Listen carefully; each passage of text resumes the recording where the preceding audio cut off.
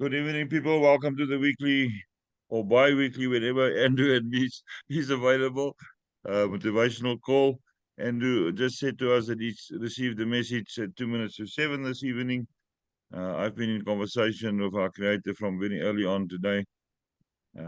It's all fun and games. So, Andrew, over to you. Before I'm handing over, my hair started growing after using these patches that I got for myself, 3 months ago, or that the groups got for me, and then eventually now I signed up and got my own. And I see maybe you're on the patches as well because your hair is growing fast. You need a haircut. Me? Yeah, it's way too long. Yeah, but look here, I shaved. Yeah, I see you shaved, but now it's out of proportion because the hair is too much long. Go for a haircut. Yeah, but Anyway, you know what they said? To some God gave hair, and to others He gave brains. So you the brains, and I'm the oh no, that's not gonna work. Right, lead us with a good message. Have fun. wonderful. So I want to speak tonight about preparing for blessing, and in that, I want to share a reason why a lot of people don't walk into the fullness of the blessing that is available to them in their life. Because every single promise of God, from Genesis to Revelation, is available to every single one of us who believe. But if we are not prepared for that blessing, we can never receive that blessing. Before I go into sharing the fullness of what I want to talk about, I want to read the lyrics of a song. I'm not going to sing the song for you, so don't stress. You can take your fingers out your ears. Um, the song's called While I'm Waiting. It starts off with the words, I'm waiting on you, Lord, and I'm hopeful. I'm waiting on you, Lord. Though it is painful, but patiently I will wait. Okay, some very key words in there, but I'll go back to the key words when I'm done with the whole song. Then he says, and I will move ahead, bold and confident, taking every step in obedience. While I'm waiting, I will serve you. While I'm waiting, I will worship. While I'm waiting, I will not faint. I'll be running the race, even while I wait. I'm waiting on you, Lord. And I'm peaceful. I'm waiting on you, Lord. Though it's not easy, but faithfully I'll wait. Yes, I will wait. And I will move ahead, bold and confident, taking every step in obedience. While I'm waiting, I will serve you. While I'm waiting, I will worship. While I'm waiting, I will not faint. I'll be running the race even while I wait. Some very, very key words in what is being shared in the song. And these are important for us because if we run ahead of God, how can we expect to receive the blessing that He's prepared for us? Because it might not be ready in time. You know the tree that Zacchaeus climbed up to see Jesus? That tree was planted in its time, and it was needed in that place for a purpose. What happens if Zacchaeus had run ahead of God or run ahead of where Jesus was in the crowd and he missed the tree? While we're waiting, we need to observe certain things and not just sit and hope that God's going to do something. We need to sit and be active in that waiting. In the very first verse where he says, I'm waiting, in the second line it says, I'm hopeful. We spoke a few weeks back about the difference of hope and faith. And he's hopeful. He's hopeful that in this place of waiting, he will receive the blessing of God and whatever he's been asking for in his life. And he says, while I'm waiting, it's painful. It's painful. There's a lot of people in our groups that are go-getters. They just want to, they get hold of something new and they want to run with it, and they don't even chomp at the bit. I think they leave the bit behind, and then there's just no way to steer them. They're just gone, and you just can't catch up with them. And this painful that he's talking about here is exercising that patience to just sit back and not run ahead of God. We're part of a team here. We're part of a collective. We're part of a group. There's some very wise people in this nest that we have. But if we run ahead of them, how are we going to know if we're actually going in the right direction? And it can then also be painful because you weren't waiting, because to pull you back and to get you into a place where we can go in the same direction is going to be challenging, it's going to be difficult, and it's not going to be fun. And he's saying here, while I'm waiting, it's painful. It's painful because I'm having to restrain myself. I'm having to hold myself back, and it's not natural. It's not natural for me to be sitting doing nothing when I'm trying to move towards success. But in actual fact, it's the most supernatural thing we can do, is to wait, and to wait in patience and allow God to just keep on doing what he's doing. In scripture it says he is the potter and we are the clay. When does the clay ever tell the potter what to make? Then the little bridge line before he goes into the chorus, he says, and I will move ahead, bold and confident, taking every step, and here's the key word for the message I have tonight, in obedience. In obedience. There was a very interesting man in the Bible called Moses, who had the great challenge of leading the Israelite nation out of Egypt. They'd been in bondage and in captivity in Egypt for many, many, many years, and they were the slaves. People said the Egyptians built the pyramids. No, the Israelites built the pyramids for the Egyptians. All right, and Moses was given this task to lead the Israelites out of Egypt to the promised land that God had given. And God led them into this place of promise. And it took them 40 years before they actually entered into the place of promise. And while they were on this journey, there were many, many things that happened in the desert as they walked around the same mountain day after day, year after year.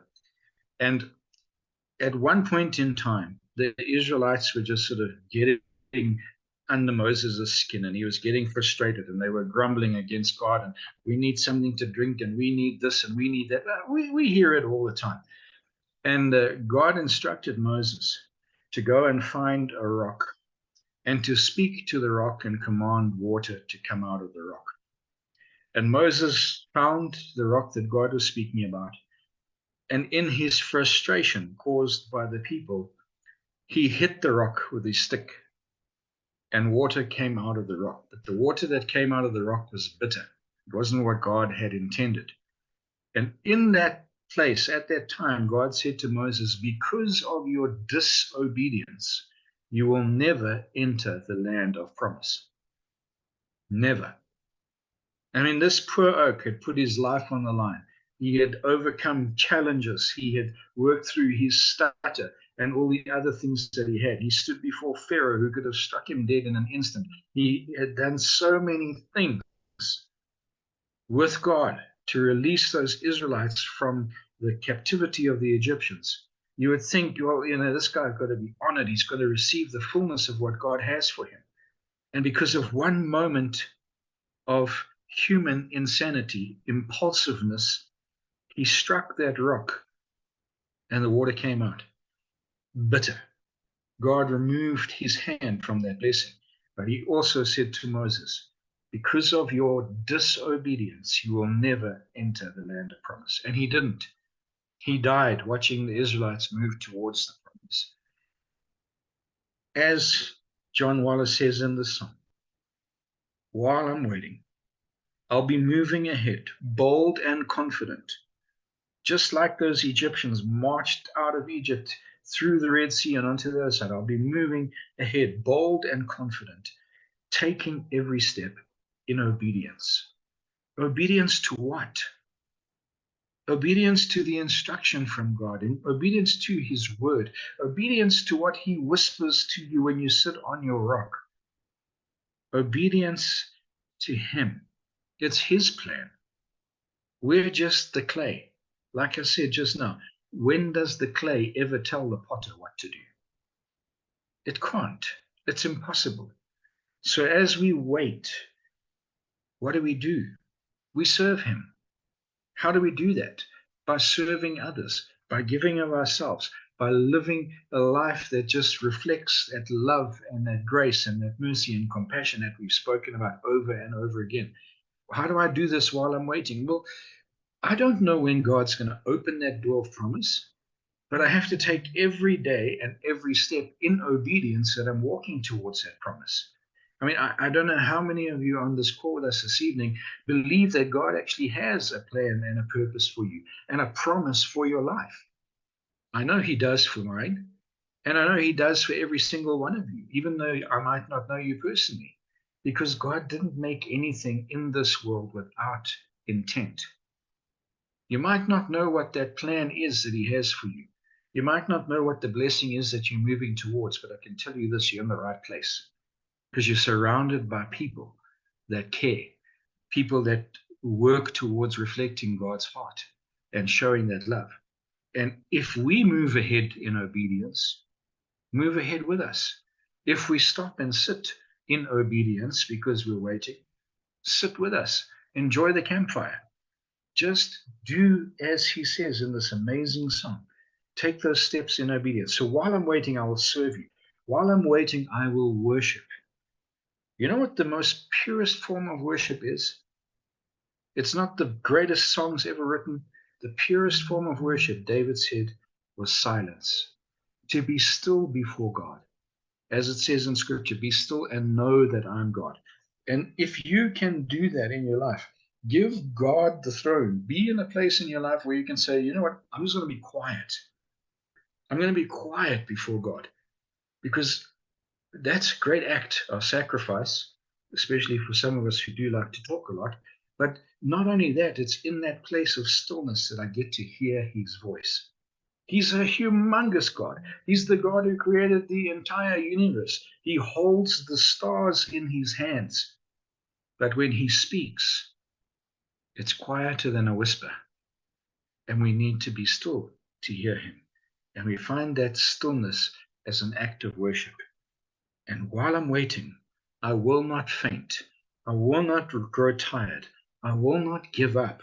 I'll be running the race even while I wait in preparation for that blessing, in preparation for what God has for me as I move ahead in confidence and obedience. I will not faint. I'll keep on going. I'll keep on trusting. God promised the Israelites the promised land. For some reason, he chose that the journey that should have taken them 9 to 11 days had to take them 40 years. It took them 40 years for a very specific reason, because there were a lot of them that doubted what God had intended in the promised land. And it was almost as though he had to remove a generation and prepare a new generation of Israelites to take the land.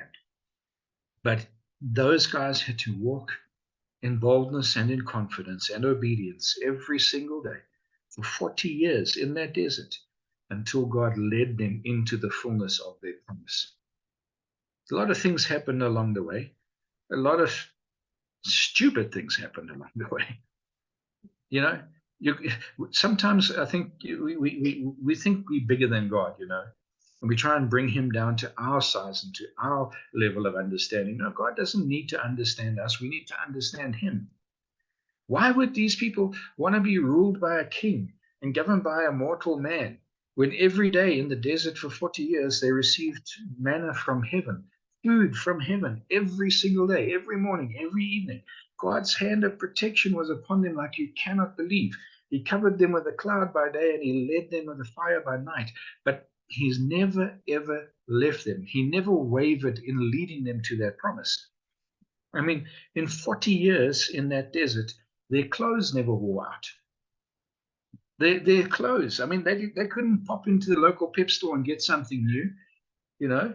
And I think we take it for granted that, things weren't made in China back then, but God's hand was upon them in such a way that they walked in blessing, that their clothes, their shoes never wore out in 40 years. It's amazing, absolutely amazing.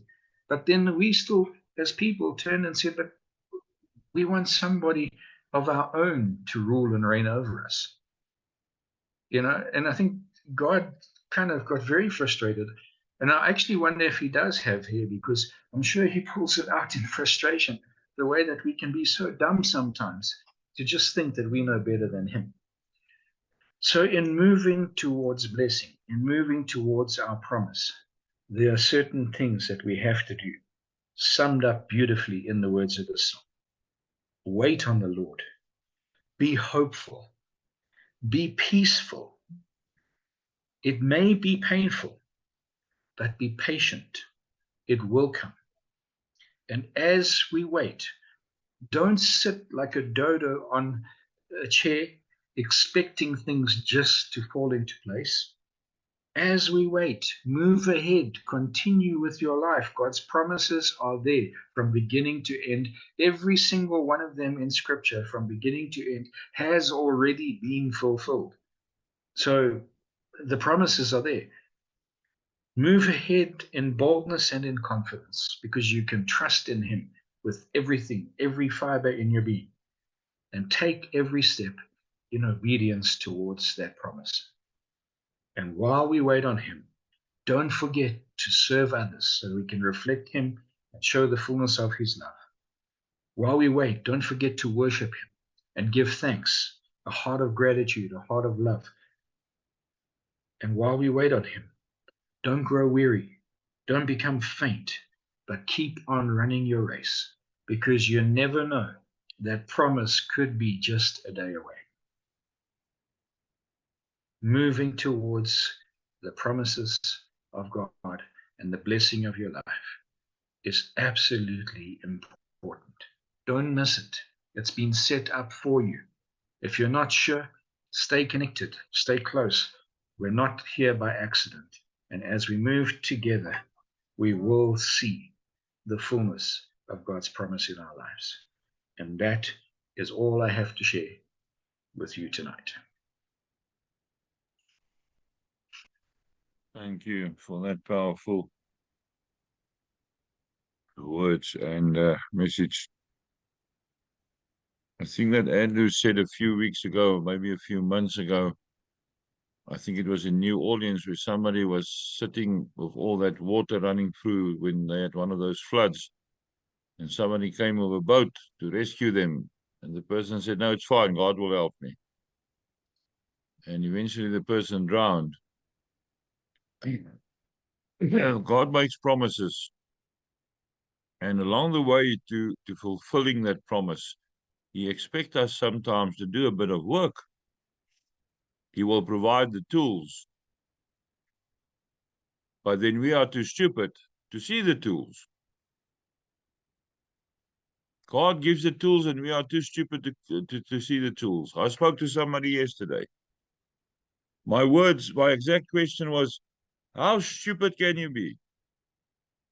You've been told about this for 4 weeks now. You've got a phone. You've got all the information. You've got the videos that's available. You've got the groups where you were added in by the person who invited you. God used somebody as a tool to provide you with the information and you don't see it. Person got up and walked out. I said, yeah, go say sorry on your own. We don't want to hear your sorrow. Go say sorry. He came back and said, yeah. He now said sorry that he didn't see, that he didn't open his eyes. Everything was right ahead of him. And chuff, we signed him onto a system where he can provide suddenly for his family. That is how easy it is. Just look with what God gives you on a daily basis in the form of tools and assistance and guidance. We're sitting here on this call tonight and in the groups with Andrew, who's got vast amounts of knowledge. He took over a lot of functions which I had to do before because he's got the tools. God gave him the tools to assist. And he's doing a splendid job of that. Now, Andrew is your tool that God is giving you to assist you on the things that we're busy with. Not only on, we're not worried about money. Money will come by itself. About life in general. If people contact me about their personal lives, yes, I must assist. That is why we are here.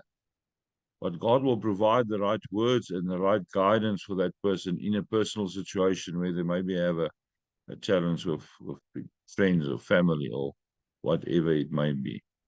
Open your eyes, people. God will always provide. God never broke a promise yet. Not once.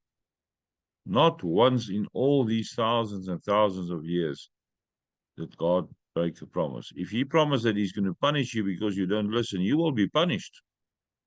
If he promised that he's going to give you the tools to fulfill the task that he's given you, he will provide the tools. He will provide the assistance. He will provide people to assist you. That is how God operates. Okay, that's all from my side. Right, any questions for Andrew? Usually there's no questions because Andrew is very thorough in his presentations. I don't know how to get it right, but, well, he's doing it. Who's got a question for us?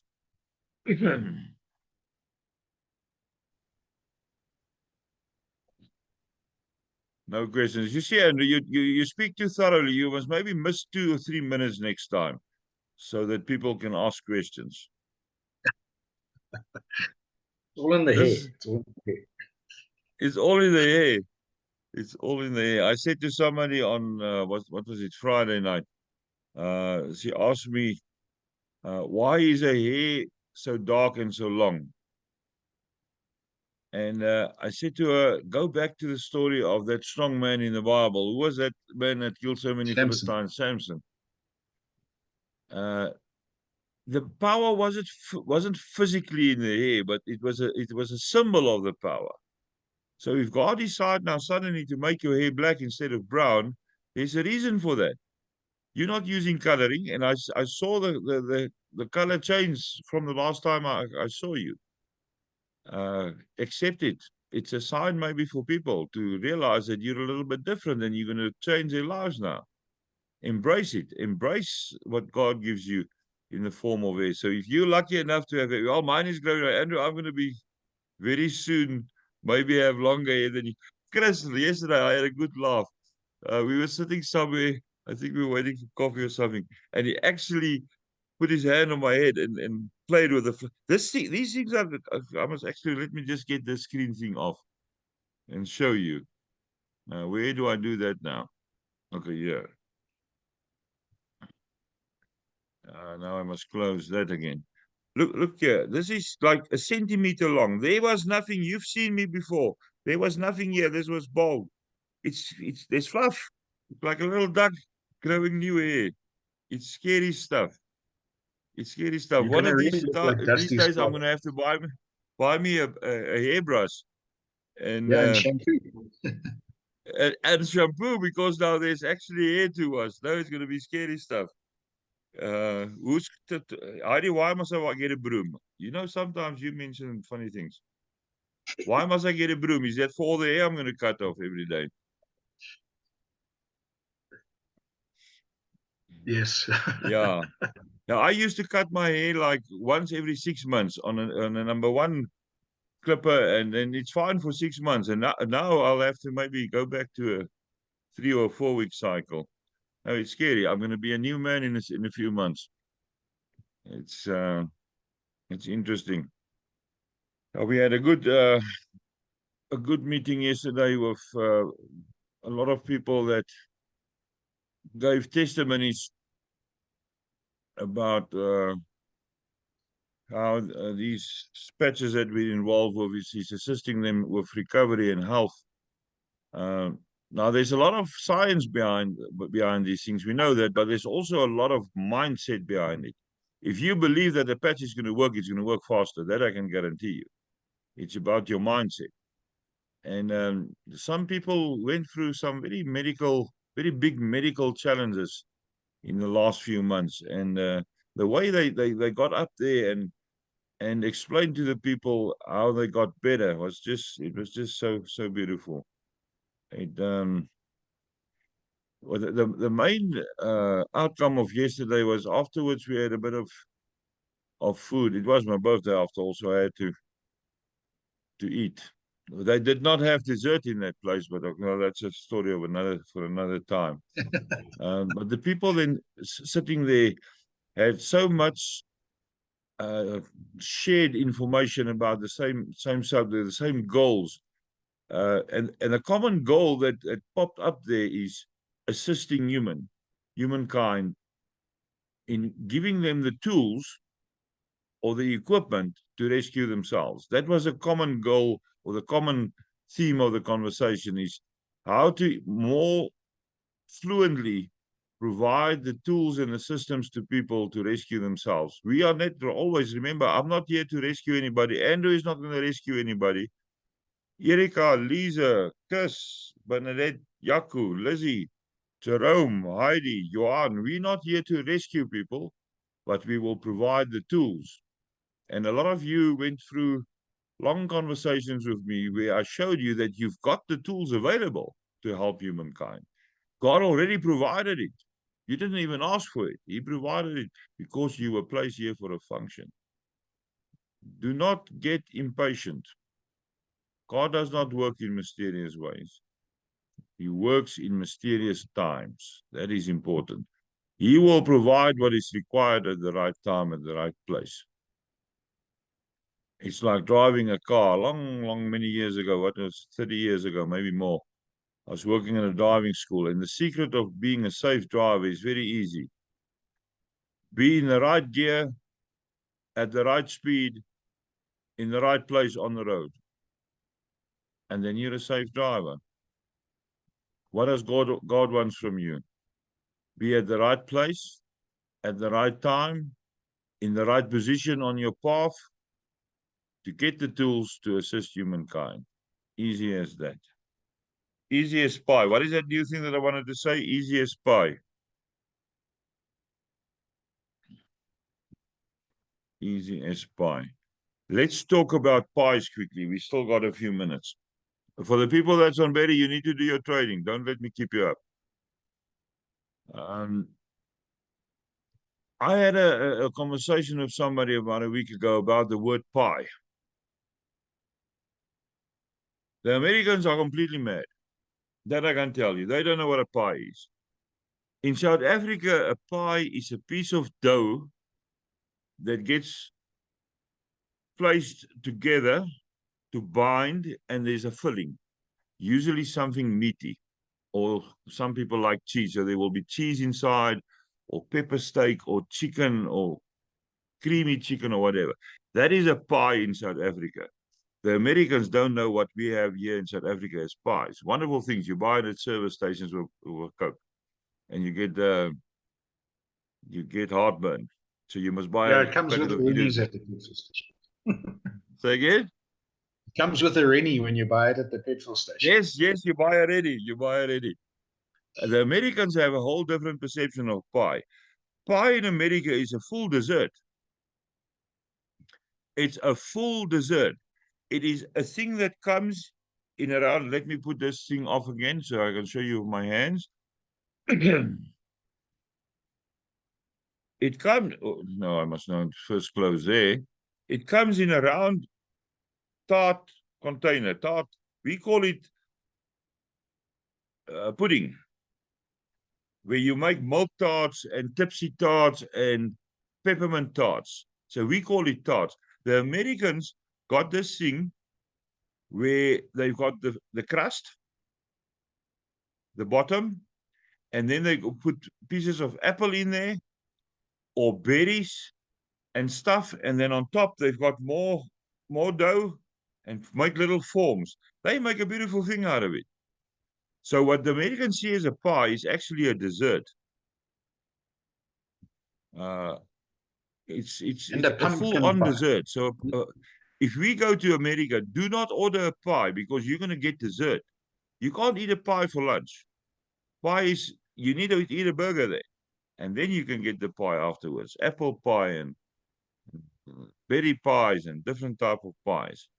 So that is how cultures differ. They talk, Erika, explain to us how a pie looks like so that people can, some people on here I can feel now already don't believe me that I know what a pie is in America, as if I've never been there. Pumpkin pie. Yeah, they Yeah, even got pumpkin pies, Heidi. yeah, so it's like a crust, like a shell that we pour like fruits or like creams, a bunch of all different fruit pies. Mm, And then on top of it, you can put like these strips of the dough over the top of it, like form like a lattice, and then you bake it, and then whatever filling is in there like boils up out of the pie crust on the top of it. There mm. are not very many pies in America, right? The only pie that I can think of is shepherd's pie, and that's not an American dish. So Yeah. shepherd's pie What has we like see, these. what we see as a shepherd's pie is a pie in South Africa. Right. Mm-hmm. Yeah. No, we have dessert. It's a dessert. Pies are all desserts here, for sure. Mm, yeah. So yummy, So and so many Andrew, different kinds. start preparing. We're gonna go. I'm gonna tell you now. You're gonna go with me to America. I want to start in New Orleans. We'll eat Florida first, and then we'll pop over to New Orleans. And we're gonna test their pies. Then we're gonna do the southern part, maybe up the river, what maximum 200 miles. And then I'm gonna take you to the north of America, to Seattle, northwest. There's a little shop there. I know somebody there. He's been alive for about 65 to 70 years. I spoke to this man the first time in the year 2000 about running. He goes to that shop every morning. So we're going to try their pies. They've got 17 different pies on the menu there. And then from there, we can fly back to South Africa. Erika, you can join us if you want. Get late to come I along and am on all the other it. Absolutely. half-mad Americans that's with us on this journey. Absolutely. Mhm. Right. If there's no other, Lizzie, that's going to be a pie crawl. Yeah, that's definitely going to be a pie crawl. We're going to eat ourselves fat. We'll have to walk every morning for 5 miles.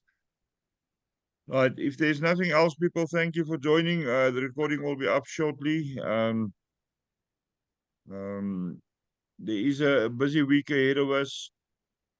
I'm not going to say too much. I'm not going to mention any platforms. But there is a shock coming for a few people tomorrow. There's going to be another shock coming for a few people on Wednesday. I am not the soul that needs to do the punishing. I'm just a messenger sometimes, and I'm going to give a very strong message to two groups of people this week so that they can start behaving according to the guidelines of our Creator. If you do not follow the guidelines of our Creator, you're not going to be on a journey with me. I will pick you up when we come past on that road again sometime. You will have to wait till you are ready to journey with us. If you want to journey with us, you're going to do your part because God will give you the tools to assist so that everybody goes on the journey. See it as a 40-year journey through the desert. God will provide whatever is needed, the food, the tools, the vehicles, whatever is needed. If you want to break a vehicle, then I'm going to chuck you off because then I need to fix the vehicle and you're going to want to break it again. So then I'm going to just throw you out into the wild and go live with the vultures for a while I fix the vehicle. We need the vehicles to keep on moving. And if you don't want to work with us, it also means you don't want to work with our Creator. We work strictly according to guidelines. I do absolutely, and I'm going to stress this. I do absolutely nothing. I make no decision on my own. None. None. If I'm not sure, I call Andrew or Bobby and I tell them, this is what I'm feeling in my heart. This is what I'm feeling in my soul. Yes, we feel the same. And then we execute. We do nothing in our own strength. We do nothing in our own power. We follow guidance. Have a blessed week. Hopefully, we'll be on next week again. if the power situation allows it. I was lucky with power now for the last few days. And look at the Zoom schedule. There is a group for all the different Zoom calls. I know I've got too many of them, but I keep them short. I try to keep them below 20, 25 minutes. But the recordings are available. Do not ask me questions about anything. Go look at the YouTube channel. That thing is going to make money for us very soon. Andrew, YouTube is going to pay for us to go to America. Well, that's good. Yeah. Yes. YouTube will That means pay subscribe, for us to go to like, America. and share. Subscribe, like, and share, correct? And watch it all the way Yes. through because we get more if you watch it all the way through, please. Yes. Subscribe, like, and share. And make comments. Comments also counts a lot. And then we can take that money and go have a pie crawl in America. People, have a lovely evening. We'll talk soon. Andrew, see you at 9 o'clock on the call. Around the I world love in 80 days. See you No, later. that's going to be a short one, 2 weeks only. I can't eat that many pies. No, you're gonna get fat. We don't want that. Right, unmute, shout bye. See you next week. Bye. Thank you. Bye. Bye. Bye, Bye. everybody. Okay, Goodbye. thanks. Bye bye, Bye. donkey. Bye. Bye bye.